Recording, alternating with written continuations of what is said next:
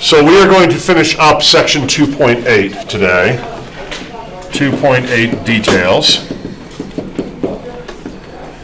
And the first thing I want to look at is this right here. F of x equals 6 over x. G of x equals 1 over x minus 2. And what we're going to do is we're going to compose these two functions. That's what we were doing last time. We were doing combinations and compositions. We're going to compose these two functions. So the first thing I'm going to do is write down the domain of each of these. This first one cannot handle a 0 because we can't have 6 over 0. We can't divide by 0. And what's the number this second one can't handle? 2. Good. Now, one thing I tried to make clear in last time's lecture is that when it comes to finding domains of compositions, unexpected things can happen. So we need to be very, very careful when we're doing this, that we find the domain of our composition, because it might be missing some numbers or including some numbers that we don't expect it to. So if we see F composed with G, remember that might be all you get, is just this notation right here, but what that means is it means the same thing as this, and that's a lot more clear. Translate that notation to something that makes a lot more sense, F of G of x. Then what you can do is you can change the G of x to 1 over x minus 2, because G of x is equal to 1 over x minus 2. And we plug that in there to the F function for x. Okay, now class.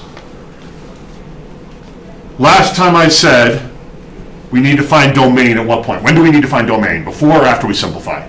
Before. Always before. We must find domain before we simplify. Now, if you look at this sucker right here, this is the unsimplified version. Now, we're going to simplify this because the homework is not going to like you giving them a complex fraction, a fraction within a fraction. We do have to simplify this. But before we simplify it, we must find the domain. And if you're made to simplify this before you find domain, then after you simplify it, go back to the unsimplified version and find domain from that. Here's the big issue, everyone. There's a division bar here and a division bar right here.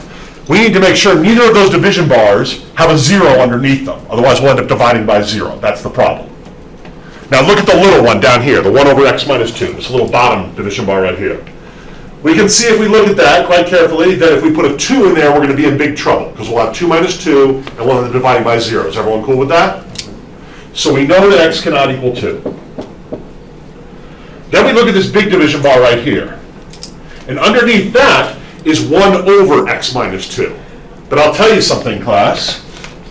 1 over x minus 2 never equals 0.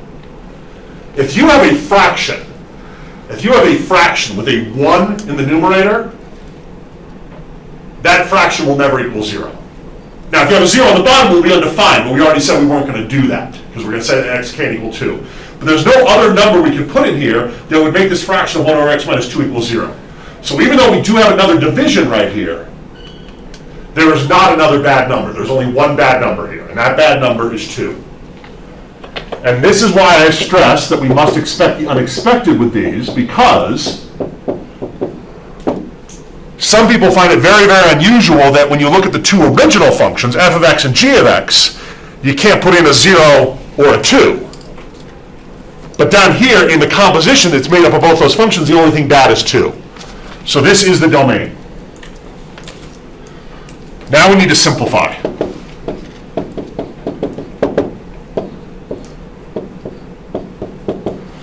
I think the easiest way to simplify a complex fraction like this, where we have a fraction in the denominator of the fraction, when the 1 over x minus 2 is down the denominator, is to remember that this is the same thing as dividing by that, which is the same thing as multiplying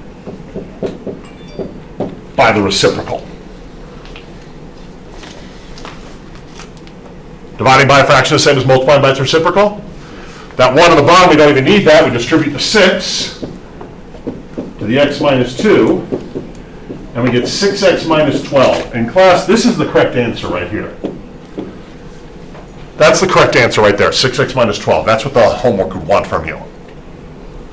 But if you walked into this room just off the street after doing some street math, and you walked in here and I said, here's an equation, 6x minus 12. What does it look like? I'm not asking what it is, but what does it look like the domain of this is, 6x minus 12? Does it look like it's just negative infinity to infinity? Does it look like you can put anything in there you want? Yeah, but can you put anything in there you want? No, you can't put in a 2. That's why you have to find the domain before you simplify. Because simplifying does not change the domain, but it can disguise the domain so you can't tell what the domain actually was. And that's why it's so tricky. Because the homework is going to say to you, simplify your function. And you're going to type in something like 6x minus 12. It's going to say good job. And then it's going to say find the domain. But in order to find the domain, you have to go back to that unsimplified version to give a proper domain. That's why it's so tricky. Let's try composing it the other way, see what happens. Let's try G composed with F, which I like to remember is the same thing as G of F of X. It's much easier for me to look at it that way. And I'll go ahead, and that's going to be G of 6 over X. Yep. And that's going to be 1 over 6 over X minus 2.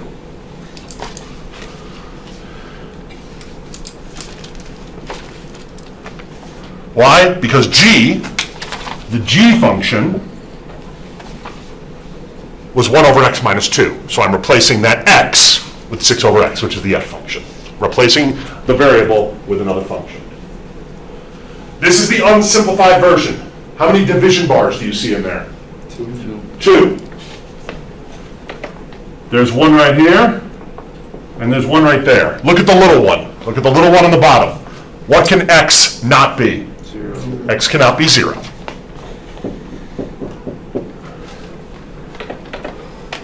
Also, 6 over X minus 2 cannot be 0, because if that 6 over X minus 2 on the bottom ends up being 0, we're going to divide that 1 by 0 and we lose and game over.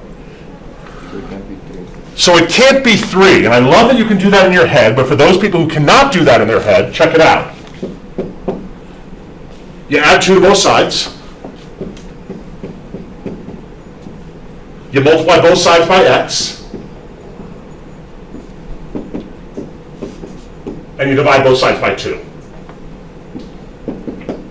And you're absolutely right, it can't be 3.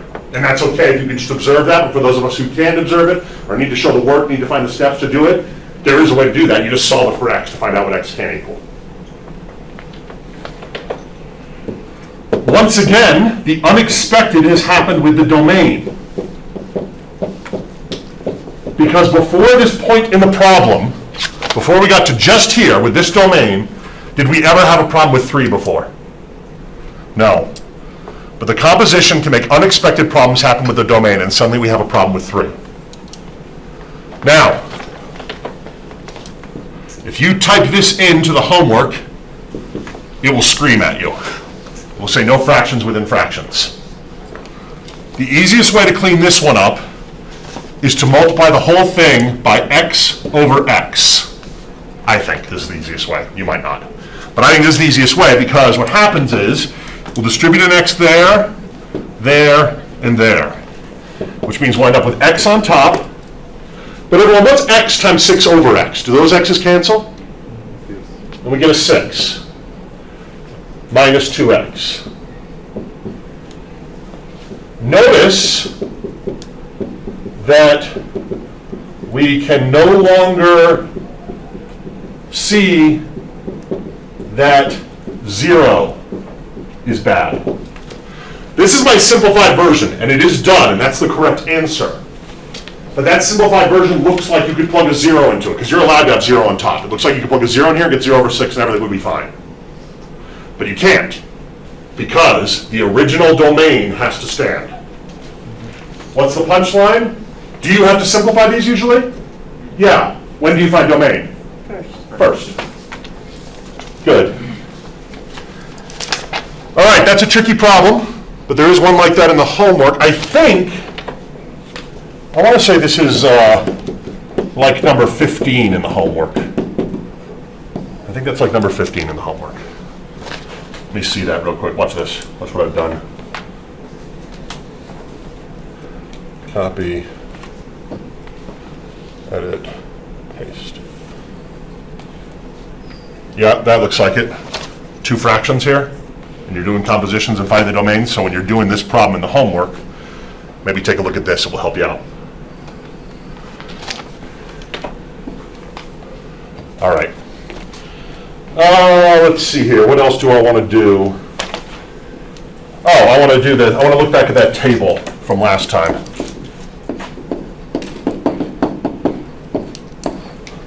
And if you don't remember what I'm talking about, I'll remind you here. Copy, edit, paste. Remember this sucker from last class we were doing at the very end?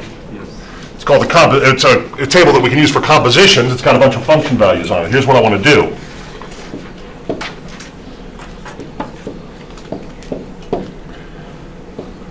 Someone might ask me to do something like this. F composed with G of 7. Okay. That means F of G of 7. Now, this right here is an X value. So what we're supposed to do is we're supposed to find 7 in the top row. Everyone find 7 in the top row. Then go down to the G row, and we get a 0.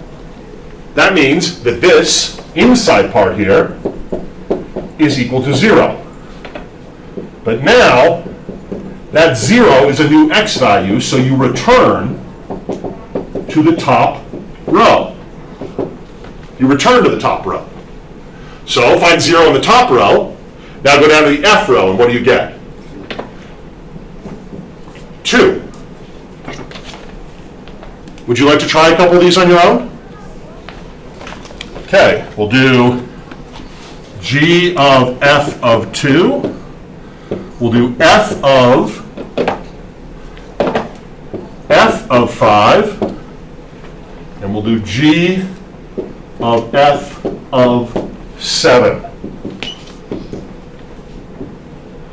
All right, everyone, give those a try. So coming back, what I did was I first figured out what the inside was. I figured out what F of 2 was. I figured out what F of 5 was, and I figured out what F of 7 was. Now, G of 1, you got to go back to the top row. You use the top row twice. What will this first one end up being when everything's done? Now it's going to be a 7.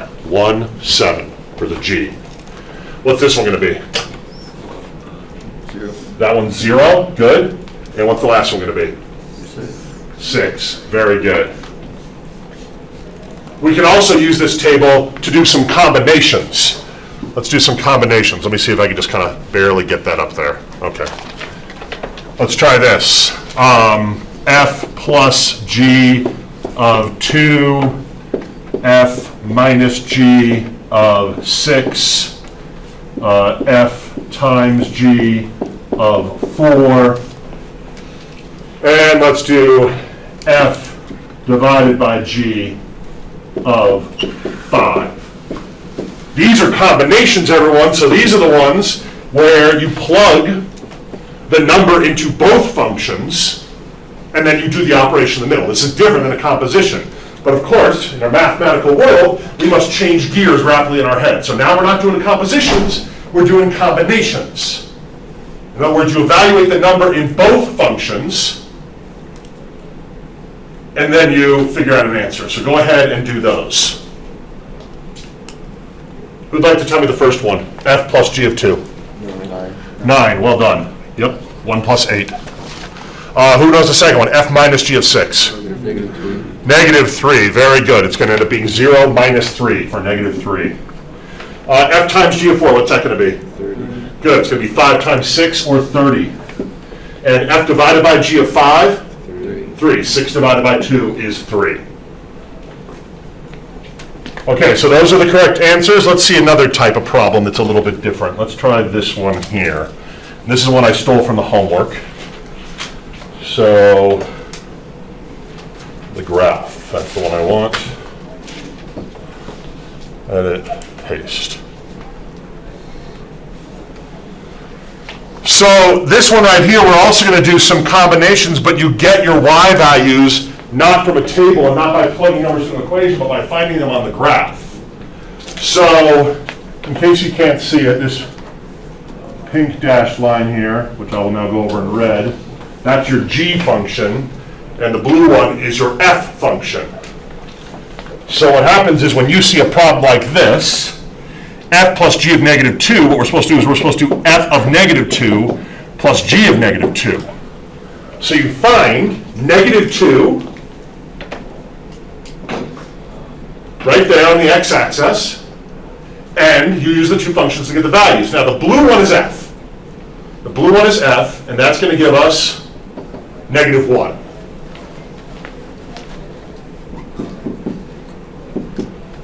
And then the red one, or the pink one, is going to be g, and that's going to give us 4. So we end up with negative 1 plus 4, which is going to be what? 3. Everyone see how that one works? That one okay? Should we try another one here? Let's try another one. F of negative 3 minus g of negative 3. All right. Well, here's negative 3. What's the f value there? Negative 2. What's the g value? Positive 5. So you have with negative 2 minus 5 or negative 7.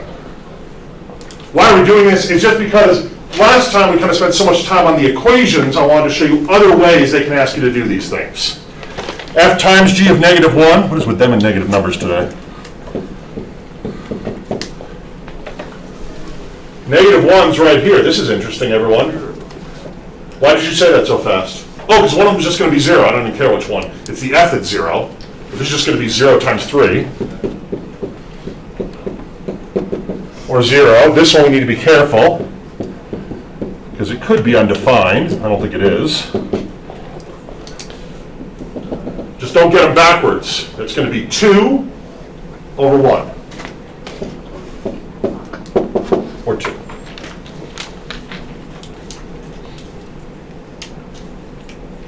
All right, class. These making sense? We all right with these? Just want to make sure that you were all cool. And there's one more I want to do. One more I want to do.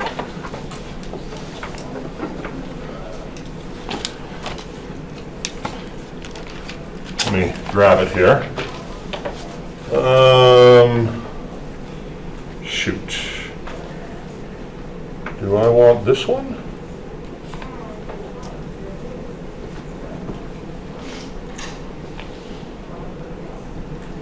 Okay, that one looks tricky. That one looks tricky. Let's do this one.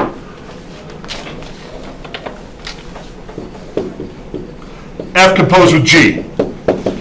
F composed with G, remember, means the same thing as F of G of X, which in this case means the same thing as F of 5X, which in this case means the square root of 5X minus 3. Now, the composition is complete.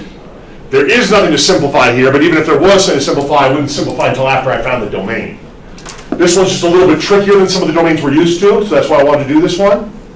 But remember, when you're trying to do the domain underneath a square root, and this you might not quite remember this because this was a couple weeks ago, but you might remember that I said whatever this mess is under here, whatever this radicand is, needs to be greater than or equal to 0. So what we do is we take that, whatever's underneath there, we set it greater than or equal to 0, and we solve for x. Add a 3 to both sides. Divide both sides by 5. And as much as we'd like it not to happen, every now and then we do get an answer in math. The answer is a fraction. We need to be greater than or equal to 3/5. I think I remember how to do that. I always put a parenthesis on infinity. What does the 3/5 get, a bracket or a parenthesis? Bracket. A bracket, because we want to tell people it's okay to plug a 3/5 in here and take the square root of 0. That's okay. Let me get that. Once again, you might never have assumed from looking at this in the beginning that 3/5 was going to somehow end up being a bad number, but it did. I'm sorry. Not that 3/5 is a bad number. 3/5 is a fine number. You might not have expected your interval to start with 3/5 just by glancing at this, but it does. 3/5 is fine.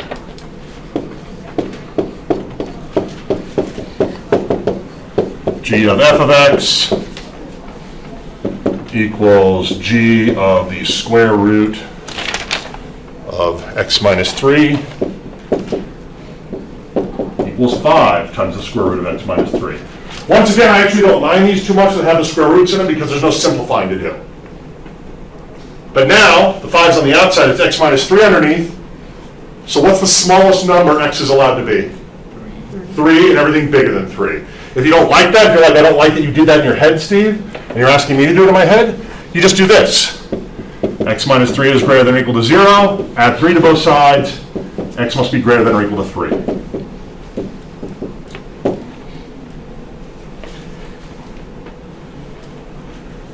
Okay. So there are some tricky ones in here. There are some tricky ones in here, but you can do them. Are you going to have tricky ones like that on the test? Well, we'll take a look at the practice test today and see what you think of the ones I came up with, to get an idea of the kind that I make up. All right, I think I want to do this now. Let's do decomposition. So, class,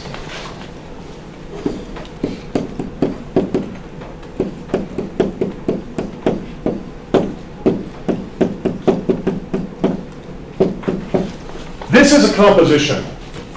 A composition has taken place on this board right here. What has happened is someone has already taken a function and put it into another function everywhere they saw an x. So what really happened, everyone, is h of x is equal to f of g of x. Our job is to figure out the two original functions that we started with. Now, do you see something in there that looks like it replaced a couple of x's in another equation? Look at those parentheses. You see this x plus 4 and this x plus 4 right here? Do you think they could have both gone in there and replaced x's? And that's exactly what happened. According to what I wrote right here, what's the function that's on the inside? Which one got plugged into another function? G of x. So that means g of x is x plus 4. It got plugged into another function. What function did it get plugged into? F of x, which is x squared Minus 7x. minus 7x minus 12. Isn't that kind of cool? You can actually go backwards. Now, going backwards is lousy if someone simplified it. But if someone hasn't simplified it, you can usually see what's been plugged into something else. Let's try this one.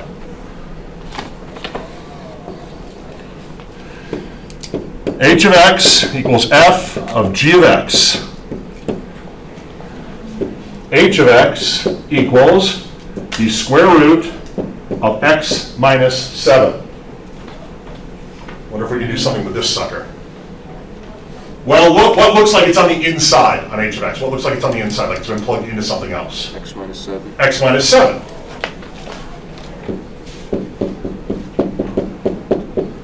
Someone has taken that and put it underneath a square root. But in order to put it under a square root, there needs to be an x in there for it to replace. Now, here's a mistake I see people make. They go like this. And don't laugh, because I do see people do this. And they're like, of course that's what it is, Steve, because the x minus 7 ended up underneath the square root. But it doesn't just get put under there, it has to replace an x under there. Does everyone agree with that? So you can't just write this. This isn't even a function, it's just mathematical notation. You do need that x to show that the x minus 7 came along, replaced the x, and now we have the square root of x minus 7.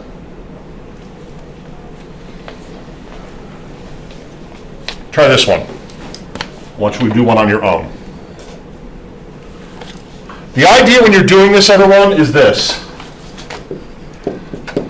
Neither f of x nor g of x should just be x. There needs to be something more substantial to it. So you can't just say I'm replacing x with x. You got to replace it with something else. So try this. H of x is equal to the composition f composed with g. We'll just keep g as the inside so we don't get messed up. And here it is. 1 over x plus 5 squared. See if you can come up with the original functions that got composed to do this. And I'll tell you something, class. I think there's 3 different answers to this. So see if you can come up with just one answer, or if you're feeling especially lucky, see if you can come up with all 3. Someone want to raise their hands, just so I don't have a bunch of people tell me things at once and tell me what their answer is? What do you got for one of your answers? The easiest one would be x plus 5. For what function? Tell me. For g of x. Okay, and then what do you have for f of x? Would be just 1 over x squared. Well done. That works just fine. Does anyone have a different answer than that they feel pretty good about that they'd like to share? Anyone have a different one they want to try? Yeah, go ahead. Where f of x is equal to 1 over x, and g of x is equal to x, little parenthesis x plus 5 squared. I gotcha. Well done. That one also works just as well. The big thing I didn't want you to do was have one of your functions just be x, but neither of you did that. Does anyone have another one? There's actually one other one that I didn't think of once, but a student came up with. That does work. Check it out.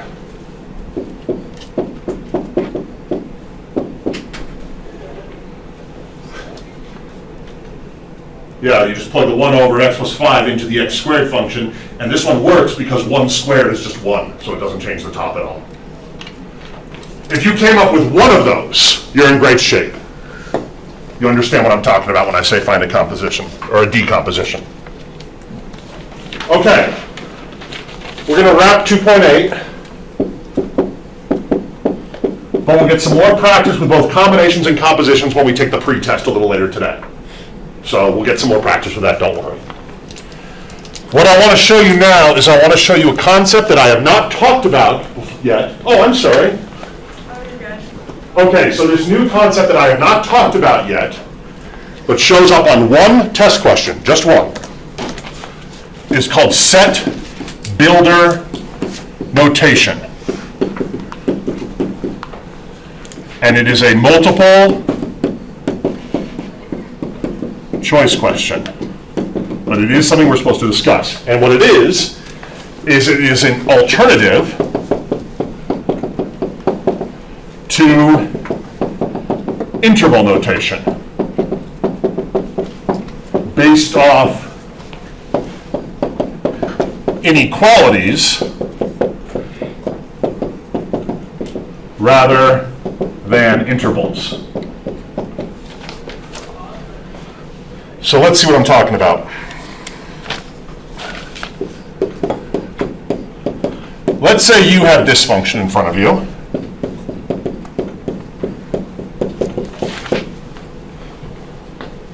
So you had that in front of you, and someone asks you to give the domain. Now we know how to give the domain of this. We find the 2 bad numbers that would make us divide by 0. In this case, there are 2 of them. Oops. 5 and -4. And we write an interval, making sure we jump over them in the proper order. The interval will start with -infinity. What number is smaller, 5 or -4? -4. So first we jump over -4, then we go to 5, jump over 5, and we're done. And that's how we're usually going to write domain in this class. That's the way you should really know well. But let's say you get to a problem on the test, and it says something like this.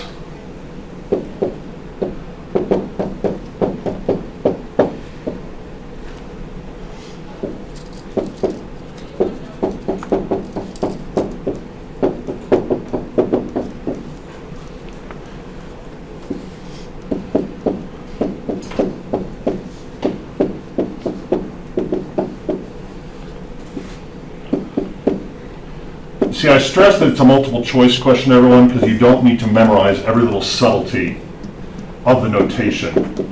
I don't want you getting this problem wrong on the test because you can't remember that I put a vertical bar there and some books put a colon there.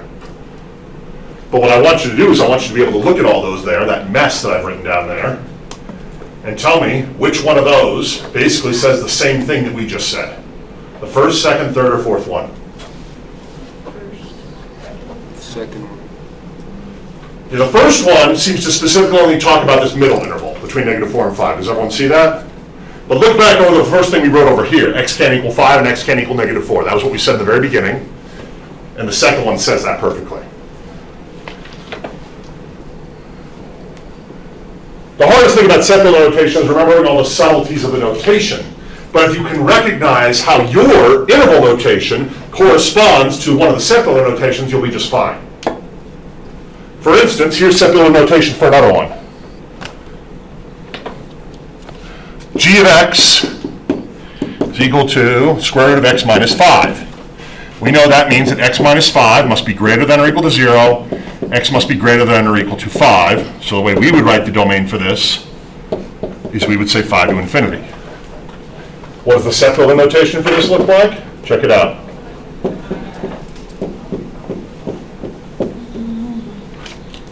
We actually came across the set builder notation practically while we were doing the problem our own way. So you'll see a multiple choice question like this on the test, very similar to something like this that I wrote up here in the green, and you'll just need to recognize what's going on. So don't rush it. Don't spend 10 minutes on it either, but just look carefully and think, what do I know about the original function? Because I promise you that if you understand how to do the interval notation, you could also you could recognize the set builder notation.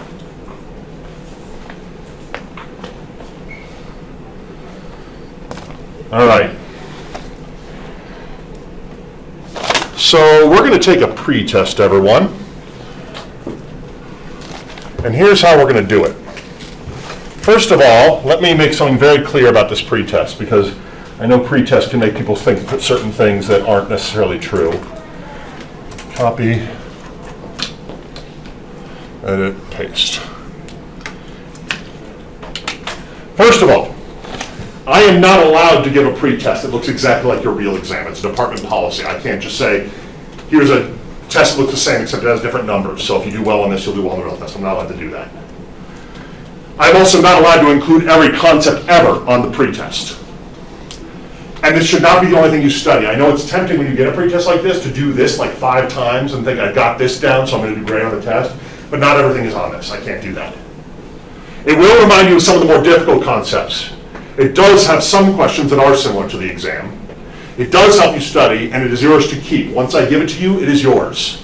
And just so you know, we're not going to have time to go over the whole thing today, so I have already posted a blank copy, so you can do it again later if you want, and an answer key, both of which will become available the instant this class ends. They're like a time release on D2L.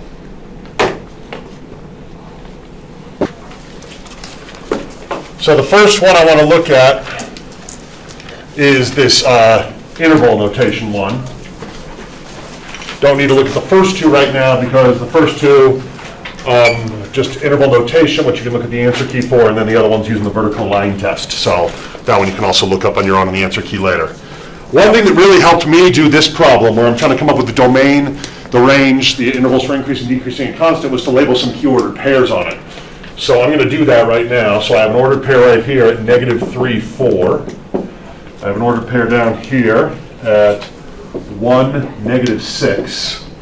And I have another one up here at 7, 8. And labeling those 3 ordered pairs makes this a whole lot easier if you hadn't done that. Then we're going to start with domain. And remember, for domain, we're going left to right, x values, and we can possibly use brackets for this one, but the domain for this one actually happens to be -infinity to infinity, because it does go to the left forever because of this arrow right here, and even though this arrow is extremely steep over here, it is bearing slightly to the right, so therefore the domain of this is -infinity to infinity. The range, we're going to go bottom to top, and we're going to look at the y values, and this is actually the only part of this problem where we look at the y values, because when we do increasing, decreasing, constant, we're going to be back to x values again. Now, how low does this graph go? Forever, -infinity. It does have a highest point, though, and where does that highest point? What's the highest y value it gets to? 8. And it does get there, so we're using a bracket. That's actually the only place on this entire problem where we'll use a bracket, because we don't use brackets for increasing, decreasing, and constant. So that's it for brackets on this problem. So remember, now it is x values and parentheses only for increasing, decreasing, and constant. We will not use brackets here because we don't use brackets for these, and we only use x values for these. All right, so we look for where it's increasing, And it's increasing from this point right here to this point right here. But we don't say from what point to what point. We just say between what two x values is it increasing. And it's increasing between the x values 1 and 7. And even though those are solid points, because now we're doing intervals of increasing and decreasing and constant, we just write 1, 7, like that. And that's it. Decreasing. Well, there's actually two intervals where it's decreasing. One of them's right here, and the other one's right here. Am I looking at y values now, or still just x values? Still just x values, so it's decreasing from the x value -3 to +1. And then we don't use a union sign here. Union's when we need to break up domain. We use a comma here. And then we do another set of parentheses, because it's decreasing again from 7 to infinity. And some people say, what do you mean it's decreasing to infinity? How can you decrease to infinity? Well, I'm not talking about how low it's going down towards negative infinity. I'm talking about it as you go to the right. As you go to infinity on the x-axis, this thing is decreasing that whole time. That's why I can say it's decreasing from 7 to infinity. Because remember, these intervals for increasing, decreasing, and constant are talking about where we are on the x-axis, not how low or high we are. It is constant. It looks like it's constant from the very beginning, meaning it's constant all the way back at negative infinity, and it stays constant until we get to the x value -3.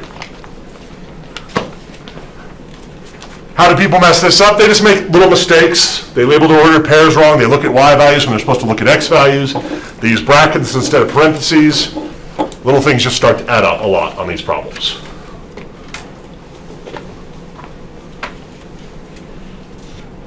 All right, let's jump ahead to the piecewise function, which I guess actually is the next problem. All right, we can see that there's 3 pieces. What makes this so tricky is there's actually 6 answers you have to worry about. Because when you're running your equation for this piecewise function, not only do you have to worry about coming up with the equation for each piece, but you got to worry about coming up with the proper inequalities that show you where each piece is on the x-axis. So there's a lot of ways to mess this up, which is why I want to do it. I think this time what I'm going to do is I'm just going to take care of all of my inequalities first. I'm just going to take care of all my inequalities first. Because what I can do, everyone, because I'm allowed to draw on this all I want, is I can see the x values where this thing breaks up. So my first piece is between the x values -6 and -4.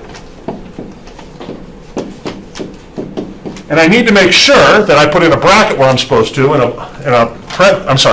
I need to make sure I put in an equal to where I'm supposed to and not put an equal to where I'm not supposed to.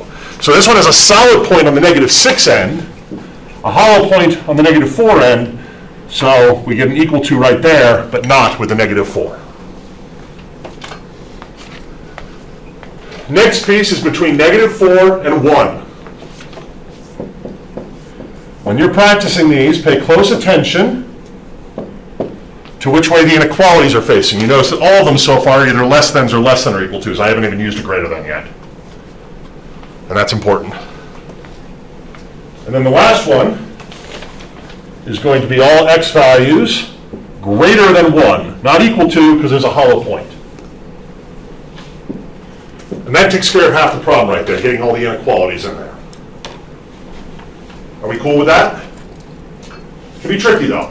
It's amazing how hard it is when you're taking a test to remember which way those stupid inequalities are supposed to point. Or to remember when you put the equal to and when you don't, or what numbers you use. So make sure you pay close attention to that when you're studying this. All right. Of these 3 pieces up here, I'd say the one that has the easiest equation is this one down here, because this would just be the line y equals -5, which means all I have to write over here is -5. Notice it does matter where you put it. You got to put the right function with the right inequality. I think the next easiest one, and I'm not saying anything really easy, but I'd say the next easiest one is this sucker right here. Now, can I tell what the slope is of that? What is that doing? Up 1 over 1, up 1 over 1. So you either want to write x or 1x. Either one's correct. I'm going to write just x. And then I need the y-intercept. And fortunately, because this is actually hitting the y-axis, I can see where the y-intercept is. It's right here at 3. So it's going to be x plus 3. Now, if you wrote 1 times x plus 3, that is also equally correct. But x plus 3 is probably the simplest way to write it. The last one's the trickiest. But I can see, just from the solid point and the hollow point given, that what it's doing is it's going down 1 over 2. Down 1 over 2, down 1 over 2. And I can see where it would hit the y-axis if it was allowed to keep going. I also know that down 1 over 2 is a slope of negative 1 over 2. So it's going to be negative 1/2 x plus 2 is where that one would hit the y-axis if it kept going. And when you're doing these, if it helps you, draw all over that graph. Do whatever you need to do to get those answers, but pay close attention to what you're doing, because it's 6 things you have to do. And that's not a trivial thing for anyone. Anyone, no matter how well they understand these, can mess up any of these 6 parts here. So you got to be very, very careful. Questions about that one? Cool or not? All right, there's no reason for you all to watch me fill in that table. It's in the answer key, and you can look at that on your own. So rather than doing that, we're going to move on to the transformation question. So let me go ahead and get a grid up here.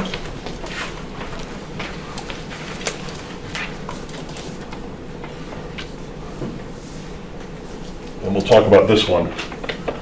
Now I know the original function is f of x equals x squared. Graph is called a parabola. I know that's the original function. So maybe it's going to get reflected, maybe it's going to get stretched, maybe it's going to get translated left, right, up, or down, but the original graph is still going to look something like that. It's not going to suddenly become an absolute value graph or a square root graph. This is the squared function. What I must do is I must decipher how each change to the equation alters the ordered pairs. Every one of those things, the 6, the 3, the negative in front of the x, the negative 2 in front of the whole thing actually does 2 things, but we can do them both at once. Each one of these impacts the ordered pairs. And here's what I remember. This will make me add 6 to y. It's a plus 6 on the outside. That's how I know it changes y. This negative 2 is on the outside, so that means I'm going to multiply y by negative 2. I'm going to subtract 3 from x, because I remember when we learned this that the horizontal shift was backwards from what it should have been, or what you'd think it would be. I'm going to multiply x by negative 1. Now, order you do this doesn't make a difference, and the order isn't precise. There is some wiggle room in there, but if you want to make sure you get these right, what you need to do is you need to make sure you do the horizontal shift first and the vertical shift last. The way I remember how to do it is I remember that I do these two, first and last, and then what I do is I say I'm going to finish with the x's before I move on to the y's. But these 2 and 3 can be done in either order. But that 1 and that 4 are very important. Actually, what's important, everyone, just so I'm not keeping a secret from you, what's really important is you have to do this before you do this. And you have to do this before you do this. But rather than keeping all that in my head, I just remember first, last. All right. Now, you are not going to have fun with this problem at all unless you can remember the basic function, f of x equals x squared. Some of its points are negative 2, 4, negative 1, 1, 0, 0, 1, 1, 2, 4. If you choose to use negative 3, 9, and 3, 9, I'm not saying you're going to get it wrong, but you might end up off the grid. All right, so one step at a time, we go through and we alter each one of these ordered pairs to get our ordered pairs on the new graph. Pretty much everything is happening here, everyone. There's 2 reflections happening, there's a horizontal shift, a vertical shift, and a stretch. So a lot's going to happen. The first thing I do is I subtract 3 from every x value. Negative 2 minus 3 is negative 5. Negative 1 minus 3 is negative 4. 0 minus 3 is negative 3. 1 minus 3 is negative 2. And 2 minus 3 is negative 1. So I subtract 3 from every x value. Next, I multiply every x value by negative 1. That just means change the sign on all the x values. So what was negative on the x values, all of them were negative, they now all become positive.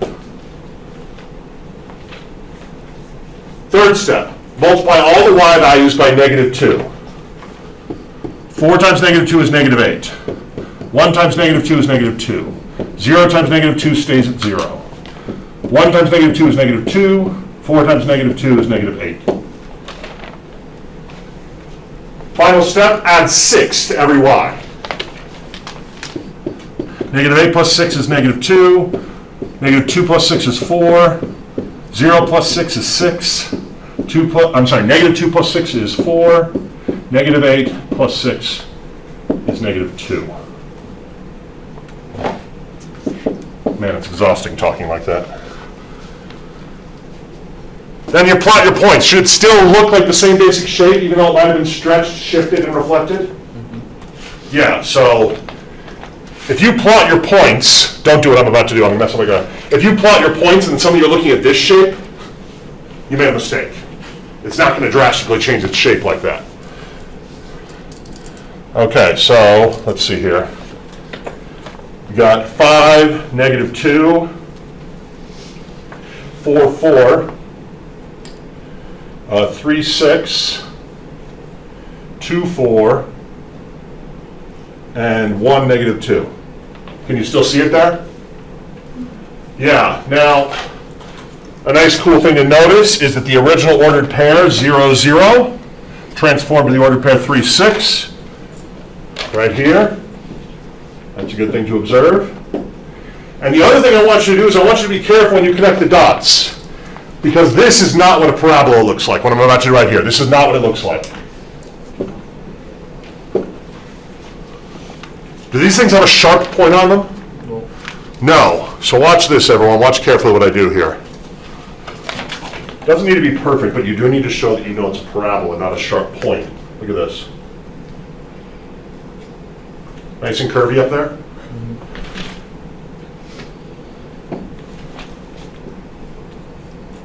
We're not drawing award-winning graphs. We are drawing graphs that resemble the original function, though.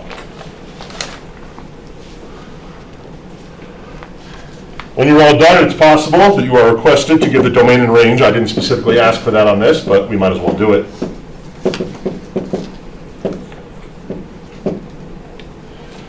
And we're done. Maybe when you were doing this, you realized you forgot how all the transformations work. Maybe you realized you didn't know what the original function looked like or the ordered pairs on the original function. Either way, hopefully you figured out something you needed to study. The last thing I want to look at is the very last thing on here. And that is, at the very end of the last page, I want to look at those domains. Now, none of these require any simplification. So HQ, I'm at the very last problem, everyone, on the last page. HQ is just going to be x plus 2, x minus 5. Q over H is going to be x minus 5 over x plus 2. F composed with G is going to be 10 over the square root of x. F composed with H is going to be 10 over x plus 2. P composed with F is going to be 1 over 10 over x minus 5. I'll go back to the top in a second. Q composed with G is going to be the square root of x with a minus 5 on the outside. And G composed with Q is going to be the square root of x minus 5 with a minus 5 on the inside. I know these problems just ask for the domain, but it's going to be really, really tricky to give the domain for any of them but the first one, unless you actually figure out what the function was. Now, none of these are simplified, everyone. This is exactly how they will come out when you do either the combination or the composition I've requested. And the safest way to find the domain is just examine it before you simplify. For instance, that first one, h times q, does anyone see any division or square roots or anything like that in there? Nothing in the first one, so that's just going to have domain negative infinity to infinity. but that's the only one up here that does. The second one, an x plus 2 ended up on the bottom, so what number do we need to kick out? Negative 2. Unless you're specifically doing the set builder notation question on the exam, you use interval notation. And you'll be reminded of that when you're taking the test. It will say use interval notation. Listen very carefully to this next question, everyone. Don't look up here. Listen to the question. In math, can we take the square root of 0? Yes. Yes, we can. Can we take the square root of 0 and then divide by that 0? No. No. So the square root of x is not what's kicking out 0. What's kicking out 0 is the fact that it's on the bottom. That's why the domain is 0 to infinity, not including 0. Not because I can't take the square root of 0, but because I can't divide by that 0 after I take the square root. 10 over x plus 2, not so bad. I can see that I kicked out negative 2. It's kind of interesting to note that this one had the negative 2, x plus 2 on the bottom because we did a division. This one right here had the x plus 2 on the bottom because we did a composition. The x plus 2 ended up in the bottom in 2 different ways.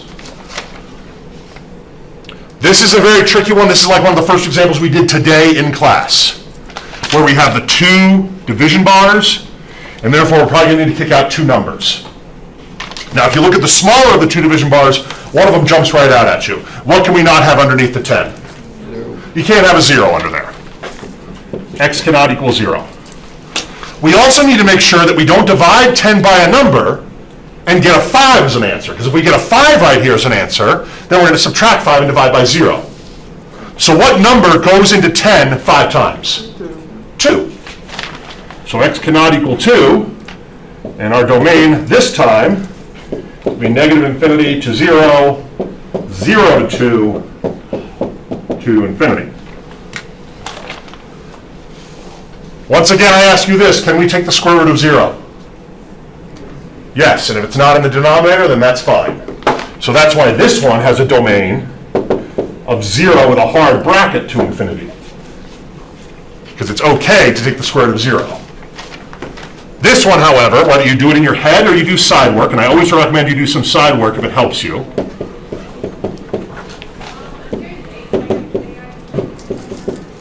Get 5 to infinity.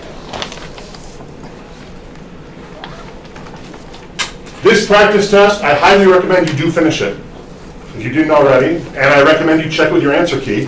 Then I recommend maybe you wait a couple days and try it another time. I do not recommend that this be the only thing you do to study. There's a study guide to look at, there's lecture notes to look at, there's homework to practice.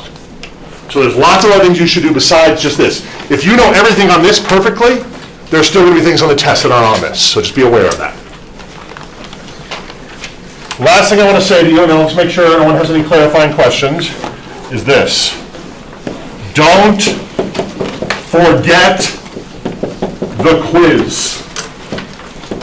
Also, please don't forget that our friend Rachel has a 2-hour session right after class today.